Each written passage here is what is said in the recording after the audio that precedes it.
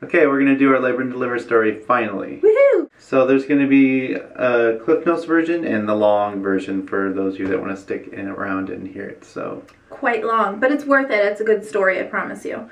The Cliff Notes version, let's just bop back and forth with little Cliff Notes that we remember. Ryan, I think this is actually things happening. And Mother's just frittering about with inconsequential things that don't matter at the moment. Yeah, even though I was in a lot of pain. And then get in the car, my water broke. And oh my gosh, and I have to push. Foreigner people. And me in delirium, Chuck Norris barrel roll came to me, and then I thought I was in Harry Potter world. And then a baby. Right. That's, yeah. Welcome, baby Luca. the in-between parts we will fill you in now. On Thursday, November 14th. Thursday, yes. Early in the morning, about 5 a.m., I started feeling just uncomfortable, and I thought, okay, these could be, you know, crampy beginning of contractions kind of thing. So Ryan got up to go coach basketball that day, and I told him, I said, I think this is the beginning of something, but what I knew from Scarlett's delivery is the beginning of something to having a baby was a 3.5-day process. So we weren't like, ah! Nobody freaked out. Even if we thought for sure it was, I wasn't even, okay, I'm going to go to basketball practice and this is going to be a couple-day event, even if it is. Yeah, because what they say for your second, like, sort of rule of thumb is to cut the time in half. So I thought, even if I'm going to have this baby today, it's going to be a long time. We were at the very beginning of that.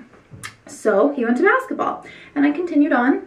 And then I called his mom and told her that I thought today would probably be the day. And instead of reinflating our, not birthing ball, but, you know, exercise ball thing, she had one. So she said, I'll just bring it over. And hers is already inflated. Mm-hmm. So she came over, and she got there about the same time Ryan got done with coaching. And then our moms just did their mom thing, like fretted about and just fretted. I don't know. That's not a word I say. I hate it when you say words that you never say. That's not a word I say. He's saying it because I said it earlier today. I think I said they were twittering and frittering about, and now he's saying frittered about. So I just got really excited, like, this is it. This is going to be the beginning of it all. And just nesting. They were nesting little birds. We had not really a sense of urgency at that point. We were just barely, I mean, we had things packed already, but we were still checking the internet and just doing kind of inconsequential things. Playing with Scarlett and talking to her, saying, Mommy's going to be working really hard to get the baby out of my tummy, and, you know, saying baby's coming either today or tomorrow or the next day, trying to prepare her a little bit for it. And so his mom got there at about 10 a.m., like I said, and my contractions got stronger, but I was still able to, like, update Facebook, and I think I said there were 4 out of 10. That's what I think I remember. And I started timing them probably, so maybe soon after my mom came, and then they were just wildly far apart, like 20, 30 minutes apart. At some point in there, I was even able to sneak in a little nap, and I, like, woke up for contractions. So I think I would have 30 minutes or 20 minutes of sleep, wake up, say I'm having one to Ryan so we could write it down, go back to sleep for a little bit. Now, the way we are telling this story, it makes it sound like the whole day is passing, but really this is from like 10 to 11. Everything we've told you so far has happened in about an hour. And I wanted to do the leading to labor like I did with Scarlett. If you haven't seen those videos, I will link them at the end of this video and also below, where we showed like what we did the days up until, but I didn't think I was at that point yet, and I just sort of felt like bleh, you know? And the day before I had felt a lot of pressure in my stomach, and just it was uncomfortable to walk, and I still kind of felt like that. So I thought, well, as we get closer, maybe I'll brush my hair and then I'll feel like turning on the camera. So then, like the next hour, things started to ramp up and contractions started coming a little bit closer, still maybe 15 to 20 minutes apart, but a little bit more intense. Nothing too big. No, I remember getting in the shower. Yeah, well, that's what prompted you to get into the shower. Because they were uncomfortable, yeah. And when I got in the shower, I remember thinking, like, as I'm like turning on the water and thinking, I was like, maybe I'm making a big deal out of nothing, and maybe this isn't even real labor. Like, maybe this is going to fritter away. That'll be the theme of this video. Or it's, you know, like maybe I'm just blowing something up because I'm ready to, you know, go into labor. Maybe, I don't know. Well, as I was thinking that, I had one contraction under the water in the shower, and I thought maybe the water would help with whatever was happening, whatever I was feeling, whether they were contractions or not.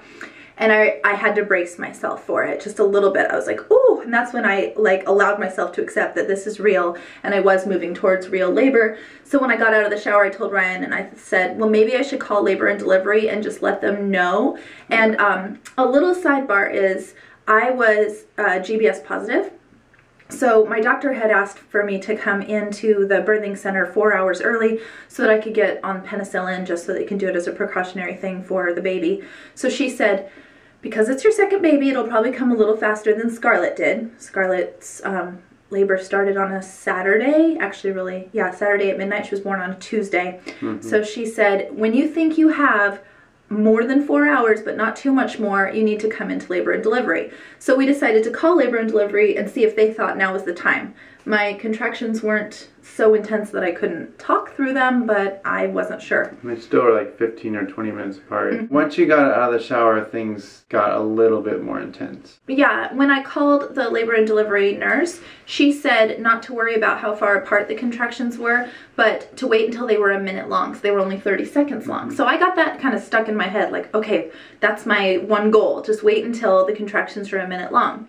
Turns out that never happened for me. So last time with Scarlett's delivery, my contractions were 4 minutes long. So it's crazy how different baby deliveries can be. Still not a sense of urgency, even though the contractions are ramping up a little bit. There's still not a sense of urgency at all. And by this time, it's about 1 o'clock. In between 1 and 1:30. Scarlett, at this time, you know, as I'm going through the contractions, I am going like moaning and having to close my eyes and brace myself and breathe through it and making some, you know, primal sounds. And Scarlett got a little worried and she came over to me at 1 and I said, honey, this is how I'm going to work to get the baby out. I know it sounds kind of scary, but I'm just working really hard to get the baby out. And after that, she was totally cool. She completely ignored all of the noises and things that I was making. She just went on with her little Beeble day. At 1 o'clock, you had like a really bad contraction. And then I was like, okay, well maybe we should start loading up the car.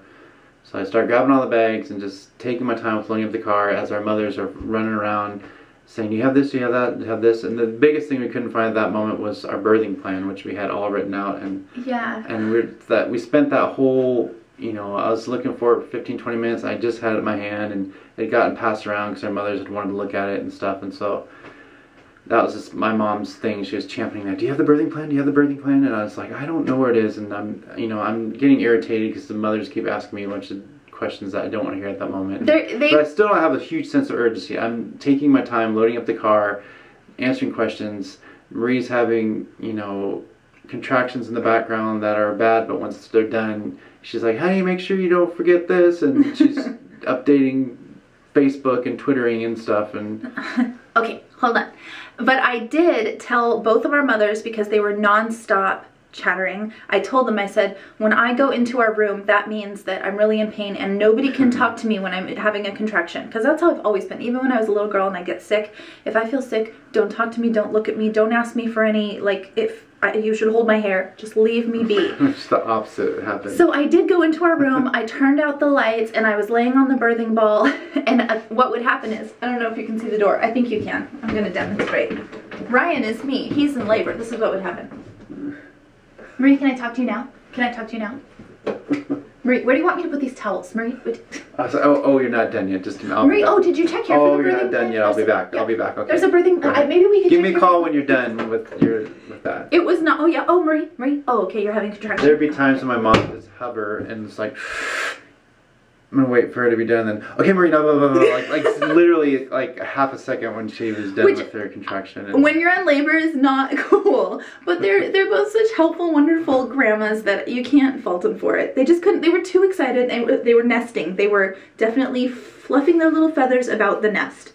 When 1:30 hit, Marie had a pretty big contraction. She's like, Ryan, we should go. Like, it was too much commotion going on. It was a bad one. And I was like, okay, let's get out the door. And in my head, when I said, Ryan, we should go, from before that contraction to when I said that, in my head I went, oh, I just skipped 10 steps. When I had Scarlett's delivery, it was like, progressing along, here we go. And then this one, it was like, we are here, whoa, we're way over here. And I was like, oh my gosh. By the time I said, Ryan, we should go, tiny little flicker in my head said, we might be too late. And I couldn't say that out loud because at that point, the pain was so intense that I wasn't talking in between contractions. I was just breathing and blinking.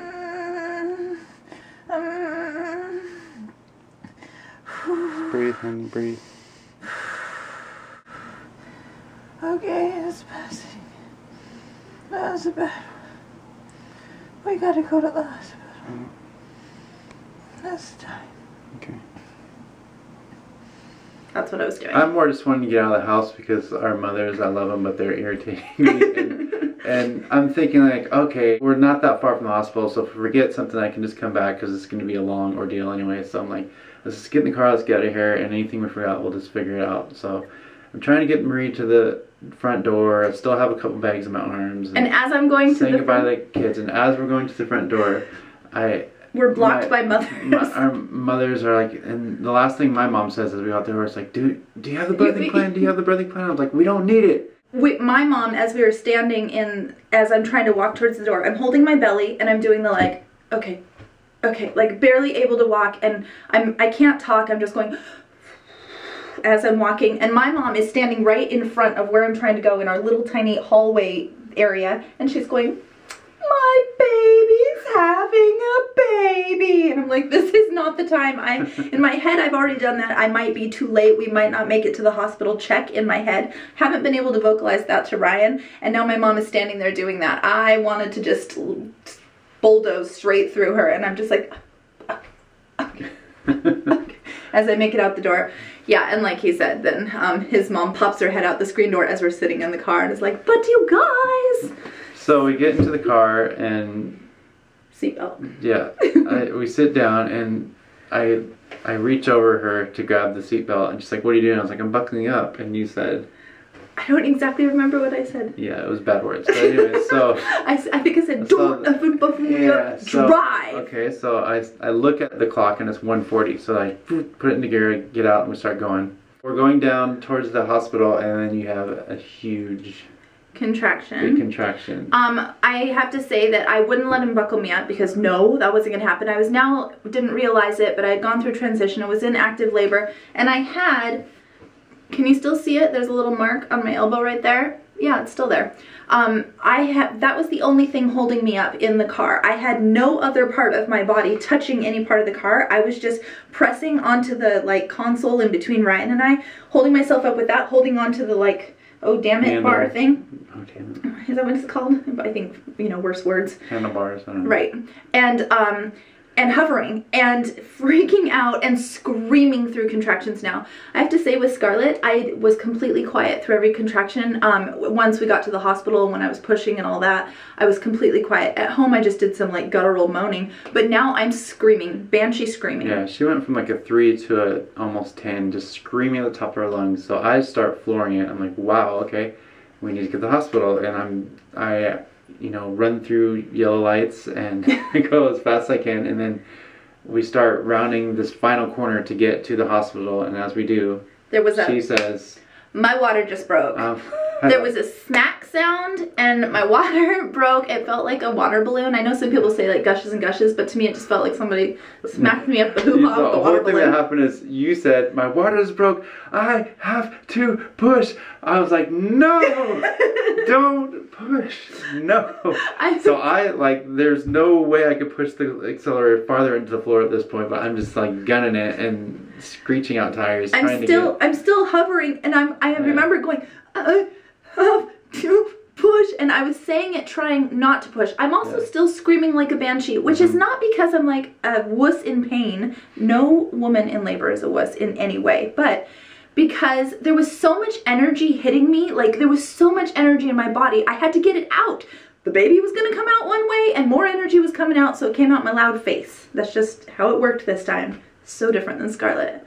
So we finally get to the final turn, get into the hospital, rounding a bunch of corners, and then as we're pulling into the parking lot, a crazy situation develops to where I'm pulling in, another guy is trying to pull out of a parking spot, and another person's going this way, and neither of them want to move, so we're basically trapped. We're right here. We're T-boned. We're T-boned. And I start laying on the horn, and I'm screaming at this guy in front of me and this person over here, and they're both like confused, and I'm ready to get out of the car, she's ready to get out of the car and start walking. Throw the door open. We're literally like 50 feet from the front door. So now, but 50 feet when you're in active labor, you cannot walk 50 feet. I wasn't going to make it. If I did have to get out of the car, I would have just laid down on the cement and had the baby right there. This person ahead of us realized what's going on, pulls back in, I gun it, screech the tires, like pull out over Marie. My door's still open. Yeah, he's gunned it. My legs are now out. I'm holding on to the car. Marie's like, has the door open. She's ready to start wallowing in herself. I jump out of the car, and then this guy from the other car comes over and he says... So Ryan has jumped out of the car and he's gone up to the birthing center doors and he's waving like crazy because they keep the doors locked. Yeah, I actually kind of ignore that guy. I just ran up to the door. And yeah, the guy... I have to say, side note for me, I love our hospital, but... You go in there and there's like 1,000 buttons and intercom things to press, and I'm like looking and I see signs and there's no way to go in, and the button you need to press for the intercom is like this small and it's not marked clearly at all. I'm like doing this and pushing and banging and whatever. And then go, it's like a Christmas tree. Yeah, it was like that kind of situation. But anyways. Yeah, so Ryan and I are now... the other guy comes over to Marie. We're working on separate platforms because as soon as I realized we were T-boned, I'm like, this baby's coming. I can feel his head. I am pushing. I don't care what they tell you, like blow out birthday candles or whatever they tell you. Your body does it. It's not like very easy to stop what your body is doing without your control. So I can feel my body just bearing down with every contraction. I probably pushed 4 strong pushes in the car before we even get to the T-bone situation. I throw open the door and I'm thinking, I'm just gonna slide myself right out here. That's what I thought. Like, I'm just gonna slide out. Somebody can drag me in by my legs while I have this baby. Somebody be there to catch. And Ryan gets the situation cleared up. The guy who was right here blocking us in, he pulled back in, and that's how Ryan was able to screech and do like a, you know, a thingy. Yeah. So he comes over to you and he says, I want to help you, in some broken European accent. Yeah, he goes, I want to help you. And I look at him holding onto the bars and I go, help me? He did sound like Dracula in my having a baby brain. I don't remember at all the reality of what happened. So, yeah, I finally find the intercom. Like, this all transpires in, like, literally 3 seconds. So. I thought that guy pushed the intercom for you. No, I did. Oh. I found it, and they said, can I help you? And I'm like, yes. I got, like, a lot of information out really fast. Like, my wife's having a baby. She's in labor. Her water broke. She's having contractions. Blah, blah, blah. And so a nurse comes out, and she's, you know, she's coming out fast. And then she comes out and sees Marie just, like, laid out like this. Just like, oh, okay. And then she immediately runs back in, and, like, 3 other nurses come out with a wheelchair, and really, this is all happening really fast now. Everything we just said, like from the time we screeched up, happened within like 6 seconds. Literally, it's really fast.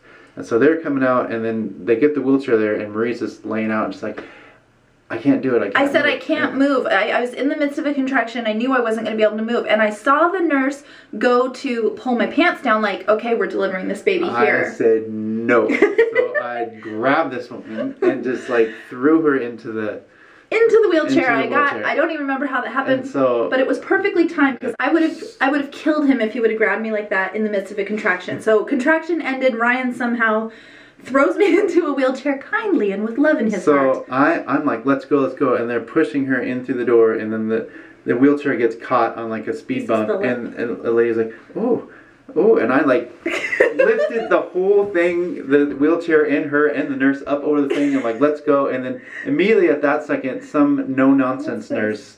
I have Scarlett's hair thing in my hair. Oh. That's fun. That's probably been there the whole time. Some nurse appeared out of nowhere that I wish was there from the very beginning, and immediately just assessed the situation. It's like, we need this room, this, and then things went flying, and like we went from the door to a room within like 1.5 seconds. All I remember is once I got in the wheelchair, my hair was being blown in the wind. Yeah, it was fast. As it was all happening, and the next thing I knew, I like blinked, opened my eyes, there's a delivery bed right there, so I Chuck Norris barrel rolled myself into the delivery bed. They whipped my pants off. In my mind, I pretty much moved some things in slow motion, some things went super fast, but I swear that they all started talking in Harry Potter language. That's where I thought it was happening. Because I heard them say... Yeah, before we get to that point, as we're going from the door to the room, which really did take only like 5 seconds, they asked me like all information that I got really fast, like what's your name, blah, blah, who's your doctor?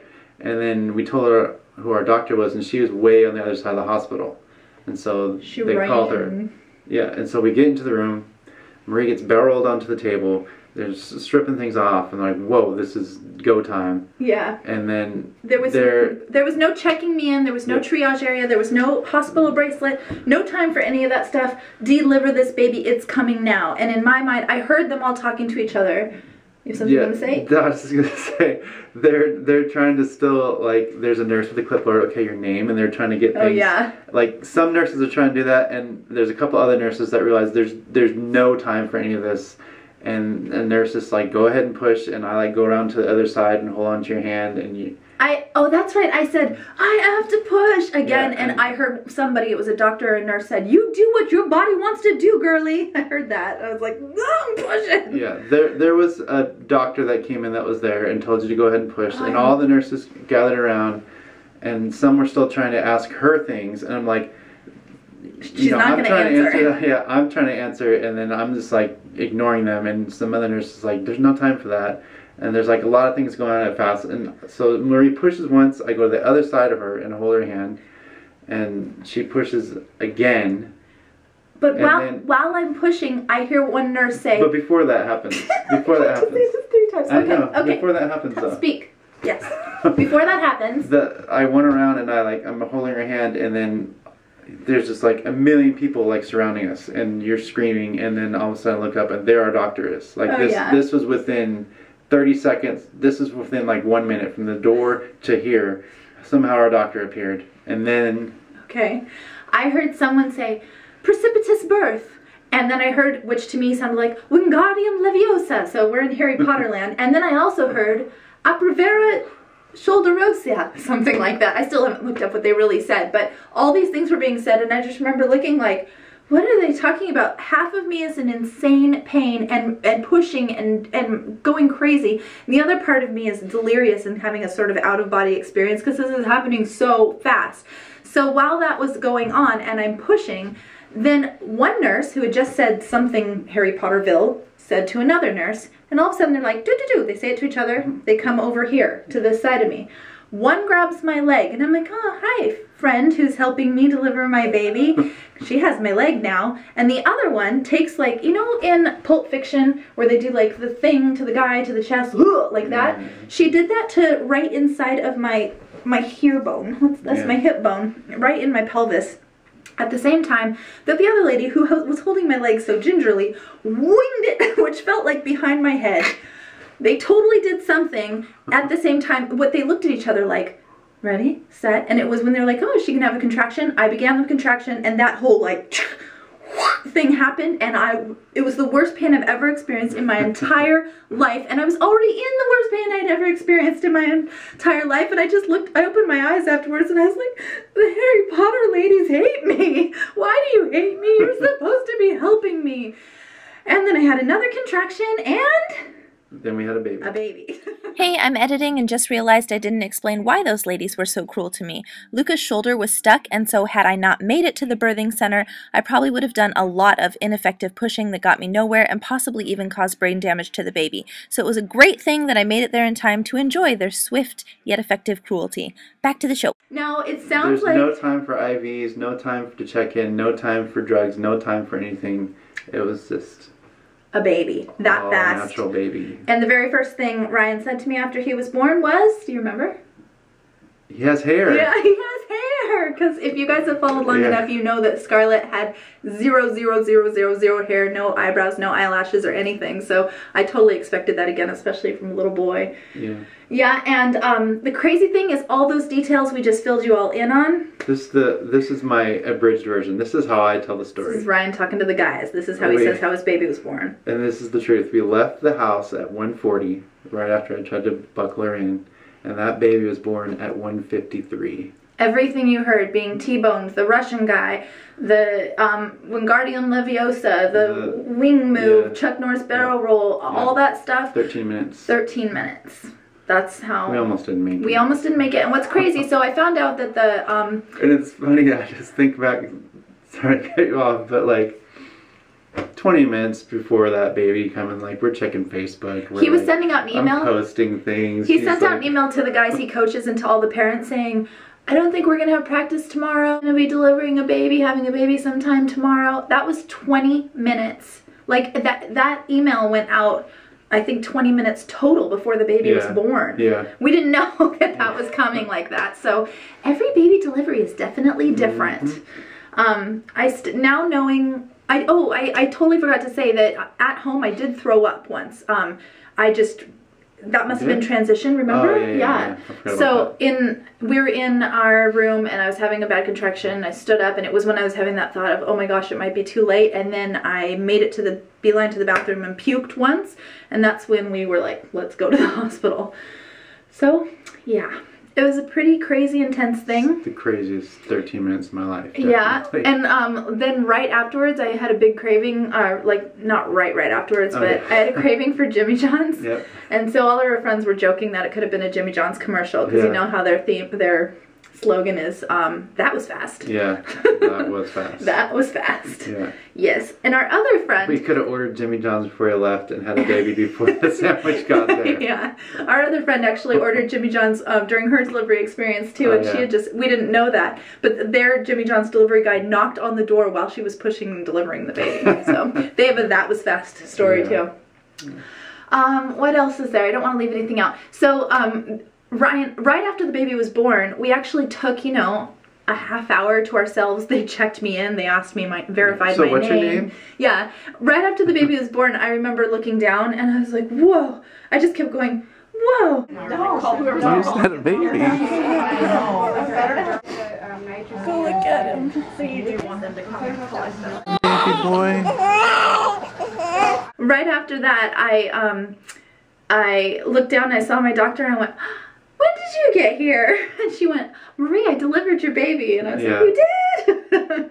I didn't know. She said she ran. So much for our birthing plan that everybody was so adamant about us taking with. That's what was the funny part was the last thing I said to my mom was like, she's like, do you have the birthing plan? I was like, we don't need it. Little did I know, we really didn't need it. Yeah, so a lot of the things that I would have done, you know, had it been like the perfect setting and everything slow and lovely, didn't happen, but I don't care. I wouldn't change our story. It was an amazing delivery. I still absolutely love our birthing center. They did everything great without knowing anything about me or even who I was, because we really didn't get to give them any prep for us being there. It was great. It was great. Day. 17th.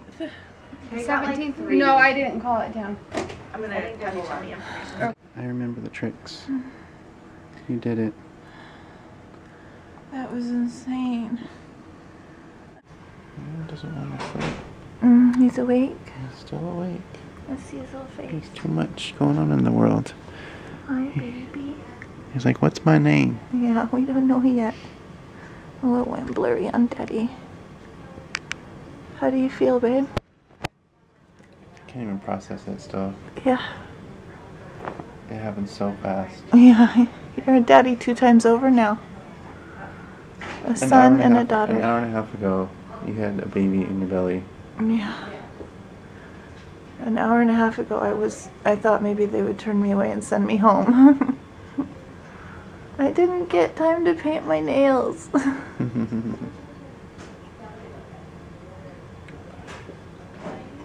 there's a big yawn. You getting tired? Okay, hold him still for a minute. Getting tired? He's a little swollen. He was delivered in like 13 minutes. Mm-hmm. Oh, boo boo. You pushed like 5 times when he came out. Yeah. Oh. Oh.